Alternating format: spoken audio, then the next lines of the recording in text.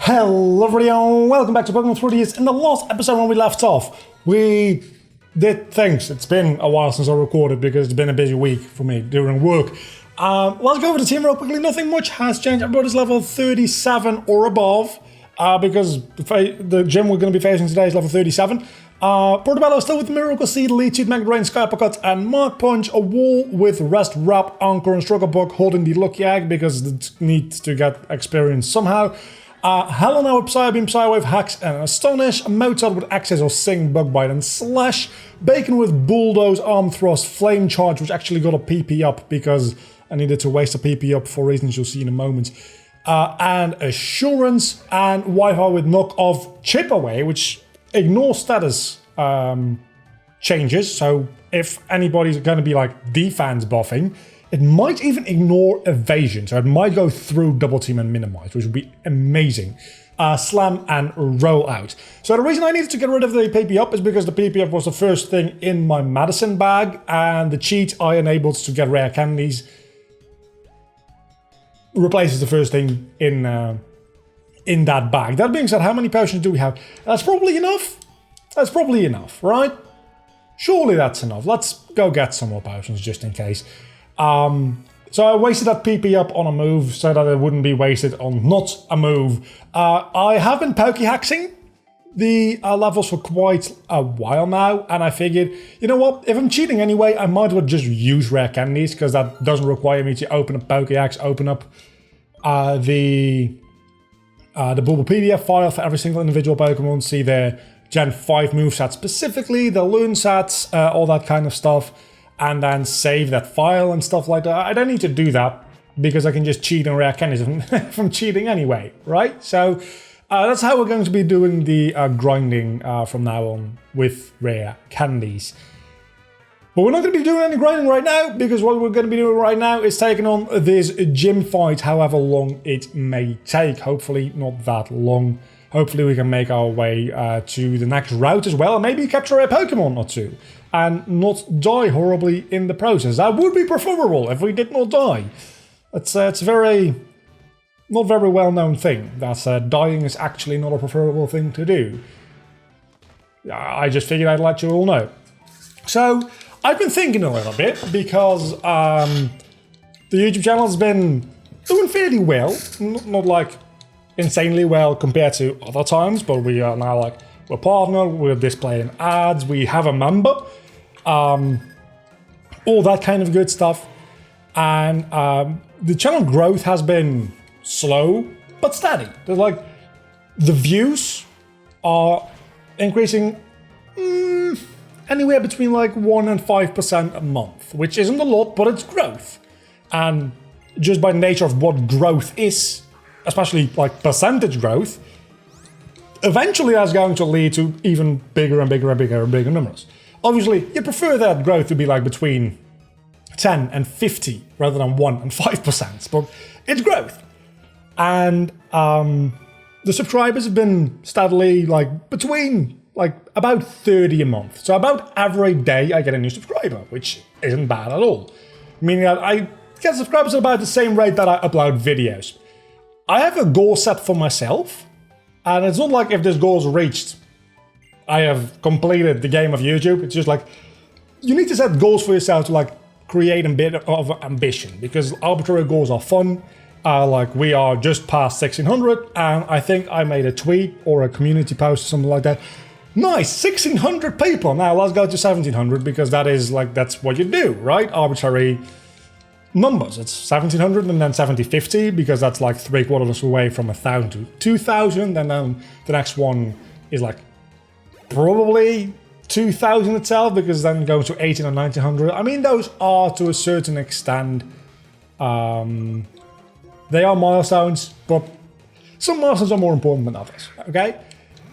So that's been growing steadily. Ever since I came back, I think I've gained like 250 subscribers over the last year or so, which isn't that bad, all things considered. It's not great, but it's not that bad. Still waiting for another thing to go viral, something that is more closely related to what I do now, because the Harry Potter video, while it's nice that it's getting like 150 to 200 views a day, it's not very related to what I do now. So I very much...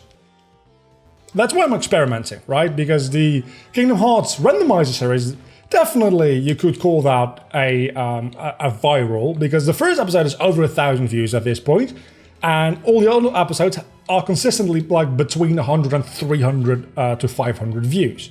So that's actually, fuck you. That's actually pretty good.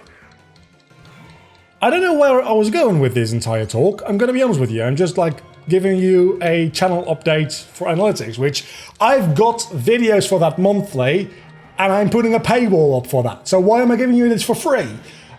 Because I don't have anything else to talk about. Let's switch the fuck out, because this is a real bad matchup for me. Back into Portobello, I guess. Anyway, so what I was thinking is I've been doing YouTube, I've been doing it, I've been enjoying it, and I'll keep doing it because I keep enjoying it. But I did start that other channel, Perspective on Story, and I uploaded 2 videos, and then I kind of fell out of it because doing analysis videos like that, you know what, just let's see what happens. Takes quite a while because I have to watch the entire episode, I have to like make notes, and a 20-minute like Avatar episode, for instance, it suddenly takes like 35 minutes to watch. And then I need to write out all those notes into a cohesive script, and then I need to... That was a critical hit. That's not a good time for me at all. I need to write it out to a script, and then I need to record the voiceover, which the voiceover recording is probably the least trouble out of that entire process. It takes probably like 20 minutes to do a voiceover for a video like that, which ends up being about like 10 to 12 minutes. So it's not that bad. And then I have to edit it, and the editing actually takes quite a while as well. So for like a 10-minute video, I'll have spent like, I don't know, 2 or so hours, maybe a little longer, depending on how like fancy I go with the editing. And I don't always like have the time or the energy or like just I can't be fucked to do that, because after editing an entire day, I might not be very inclined to do more editing for like any YouTube channel. So that channel's been kind of lagging behind, but I've been thinking about like, okay, but I have like a lot of videos. I've got retrospective videos. I have some of those analysis videos. I probably need to make a couple more, but I have a decent amount of like voiceover experience at this point. I mean, not a lot, but a decent amount, and my English is good enough to the point where I can do it. And I also like own my own business where I like do freelance work and like do editing work mostly. Why don't I do voiceover work? Why don't I like advertise myself for that? So I've been thinking about doing that, but obviously I'll probably want to have a little bit more content to like advertise myself with, and a little bit more diverse content. So I've got something stuck in my teeth. So I've got the retrospectives, which I can do, and I can do a like one of those analysis videos I can throw in. I've been thinking about some more low effort things that I can create a little bit easier, that show off a little bit of my voiceover work, so that I can... Is this going to kill? It's probably going to kill. Unless it avoids the attack, because... Okay, real talk, nobody gave me a good answer. Nobody did. That episode has just gone up like 2 days ago, I think. Nobody's given me a good answer. I googled it. Nobody knows. Remember what I said about double team and chip away? Let's test that out, shall we? So that's what I've been thinking a little bit about, is some low effort content that's also just like fun content. Fuck you and your whirlwind. Fun content in and of itself. You had to go out to Portobello again, didn't you? But also that could work as like a little bit of portfolio, because that could then make a little bit of extra money. Meaning that I get even more busy. Can you stop with the whirlwind? This is not even a gym leader. This is not even this is an optional fight, I'm pretty sure. And it's a Saravia. It's not even an annoying Pokemon at all. So please... You son of a bitch. This Saravia is the most powerful thing we are facing today, most likely. It almost killed 2 of my Pokemon. And it's just generally an oh, but how do you get back? Oh, this gym is not good. Because you can't just go and leave it anytime you want. That seems like a bit of a design oversight, I'm not gonna lie to you. The fact that you can't leave whenever the fuck you want. Yeah, no, I literally cannot leave until I finish the gym. Once you go in here, you're in here. It's such a good... I did it again, didn't I? I feel like I'm missing something, maybe? Okay, so I can't... Never mind. I can leave. Nothing oversight there, just me being stupid. I guess I don't have to go back to the Pokemon Center now that I've used some potions for nothing. That's wonderful. How do I do the thing where I progress? Because I don't seem to be doing that right now. And I would very much like to be doing that right now.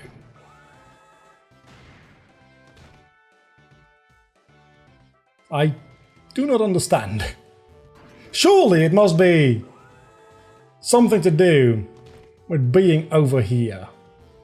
But what? Oh. That's what I had to do. I had to enter the cannon from a different side. That makes perfect sense. So that one battle, the reason I thought it was an optional battle is one, because it sent me in a loop, and two, because of the red square with the dashes through it. That kind of meant like you're not supposed to be here to me. Which is actually a really good bit of visual aid for you, because you're probably going to assume that's kind of like a stop sign, right? I don't like Intimidate. Mostly because like half my team is physical attackers. I don't really have much in the way of special attackers other than... You know what? At this point, I do not even need to outspeed because you're asleep, so now you're dead. I'm sorry, what? You survived that with 1 HP. It's not like you have sturdy.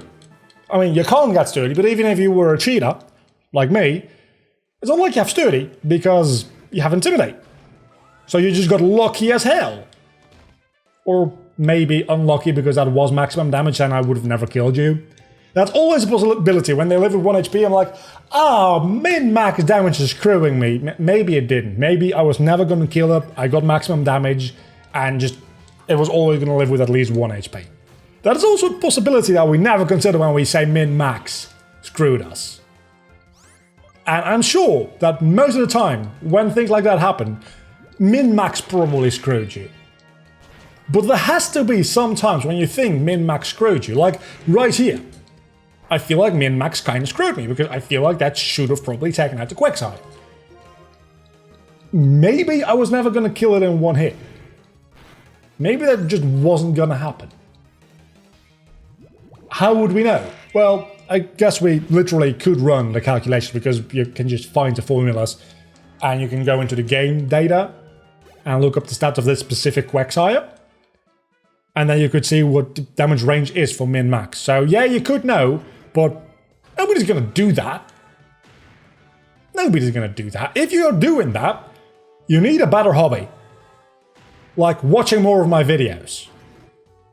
And subscribing and hitting the bell icon to get notified of every single upload. I'm turning into a real YouTuber, aren't you proud of me? I haven't actually... I say that half jokingly. During the Kingdom Hearts Birth by Sleep series, I have actually been like pimping the shit out of the Vanitas Let's Play and the other way around. Because I'm fairly certain that everybody watching the Birth by Sleep playthrough is probably already watching the Vanitas one. I know for a fact that it's not the other way around, because the Vanitas one gets about 2 to 3 times as many views. So I do tend to like drop a hint in there like, oh, Vanitas, he's from Birth by Sleep. We're actually playing Birth by Sleep 3 times a week on the channel right now. I am slowly turning into a real YouTuber, and I don't know that I like it, but I think I kind of like it. Also, I don't really have anything particular. This one actually has a pretty good... Fair enough. Pretty good typing, especially like for my specific team. Let's see what Flame Charge does. He can probably Earthquake and deal a lot of damage against me, is the issue. Wait, did you use Hail? It started to Hail. Why did it start to Hail? Did you use Hail? You used Hail as a move. That makes sense. That does make a lot of sense, now that I mention it. Okay, first Pokemon down, it's Piloswine. I'm at +2 speed, nothing's going to outspeed me. I'm also level 39, I'm a little bit overpowered.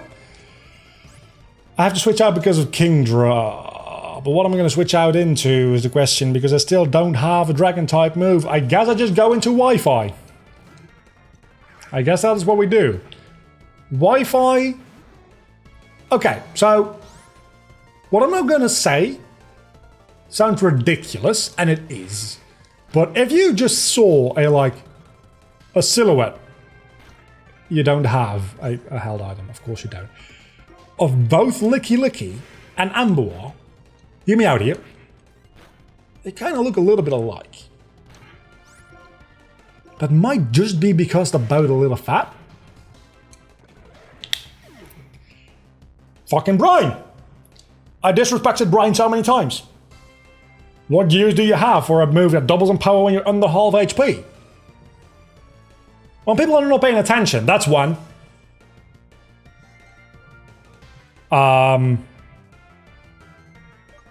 Portobello? Maybe? I know you're not going to be super effective against him, but you got Sky Uppercut, which counts for something, I guess. Should take him out, right? Does take him out, no problem. Probably should have done that from the start, to be honest. We lost Licky Licky, which is a pretty heavy loss, honestly. Swellow, we can not roll out. We cannot roll out. Well, that is instant karma. If I've ever seen some. Definitely instant karma. That's not good for me.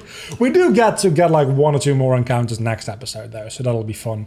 Let's Psybeam, just see what it does. You're gonna double team as well. Just get me a crit.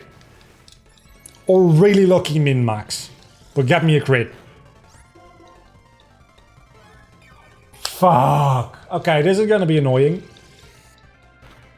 Because, get me a crit. I've been hitting so Thank you! Thank you!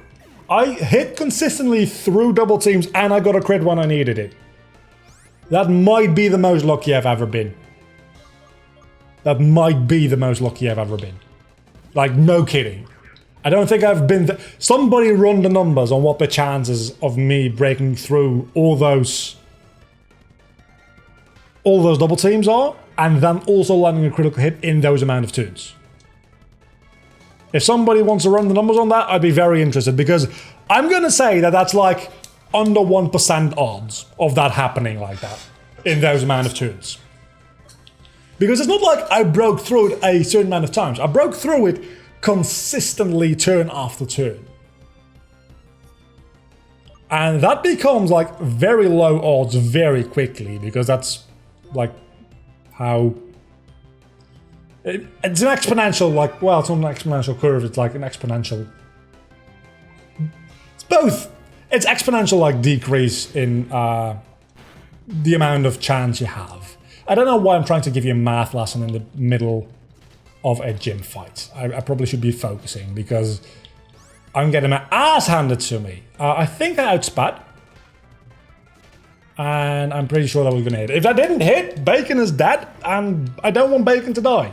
Even though I've got a literal identical replacement for him. Okay, we've been having a little bit of trouble. Let's focus. I've talked enough about YouTube and numbers and math. And we can arm thrust, and that's probably going to annihilate the Ordino and get me way over level 40. You only hit twice, really. And now I'm attracted. Because of course, and now I'm charmed. I don't know how I can go from so lucky to so fucked so quickly. It's really impressive, actually, how like my luck changes so quickly. Is there like a contest for like, nah, this is very niche. I was gonna make a joke. Is there a contest for people whose luck change very quickly? But that's not a good joke. That's what you get with like this live commentary. I mean, I know that this is not necessarily live content, but the commentary is done live during the gameplay. So sometimes you start a joke and then you're like, you know what?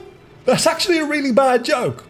Probably shouldn't have started that. But then again, there is over 2,000 videos of this, which means that there's at least 1,000 hours, probably like closer to 1,500 hours of me rambling on the internet.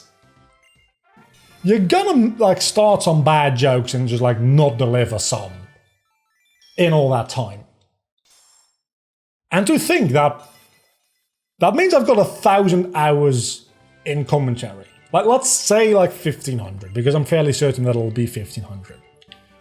Because I've also recorded a lot of episodes where I didn't actually record, I had to re-record the episode. So, altogether, I'm fairly confident to say that I've done this for 1,500 hours straight. Not straight, oh, no. I've done this for 1,500 hours total. Based on like the 10,000 hour rule of like mastery, I don't know who came up with it, but somebody at some point came up with the idea of, in order to master any given skill or subject, you need to spend 10,000 hours practicing it. You're not gonna fight me, are you?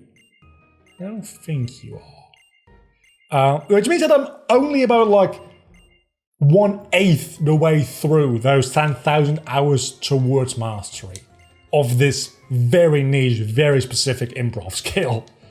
Even though I kind of feel like, and this is the Dunning-Kruger effect at its best, right? That curve of the less you know about it, the more you think you know about a subject, until a certain point where you know enough to know that you don't know shit, and then you actually start slowly going up. I feel like I'm pretty good at doing this, and I pretty much like know what I'm doing and why I'm doing things, and sometimes I don't, and I just like turn off my brain and it kind of happens. Which usually when you can do that with things, that is an indication of you like it being second nature to you to a certain extent, and it's like it's the whole flow state idea of you just automatically doing something without thinking about it. It's if anybody's watched Dragon Ball Super, it's what the idea of Ultra Instinct is based on. It's actually based on a real phenomenon. And it happens to me all the time, and like half the time when I finish recording an episode, we can walk there while I finish this thought. When I finish recording an episode, I have no idea what the hell I talked about, because it just automatically, the words come out of my mouth, and it just kind of happens, which that you'd say is an indication of having at least a certain amount of mastery over this like very specific improv talking skill. But I'm not close, not anywhere near close to 10,000 hours of practicing this. Now Alder is going to break his legs. No.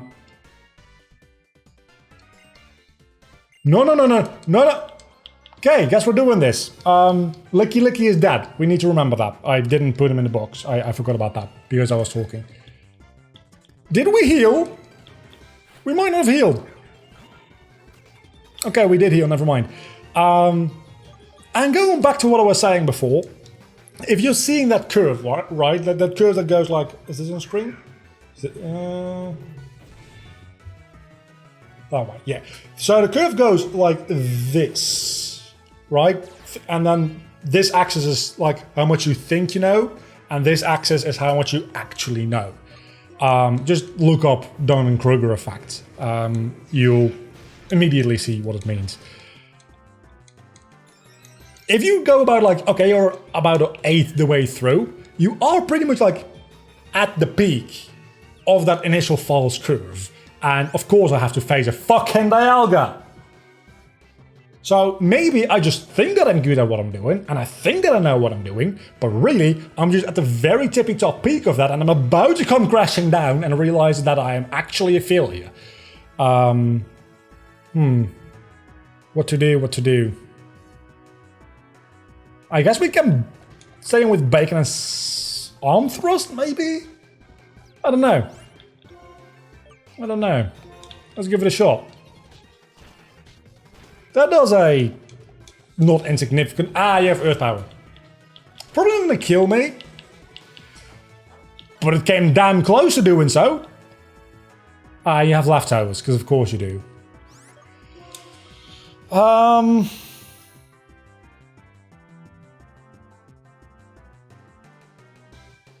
So what do I do now? Because if I'm... He's going to use Earth Power again. And he's just going to be restoring HP. If I spam potions like this. So that's not going to... Dragon Claw, why?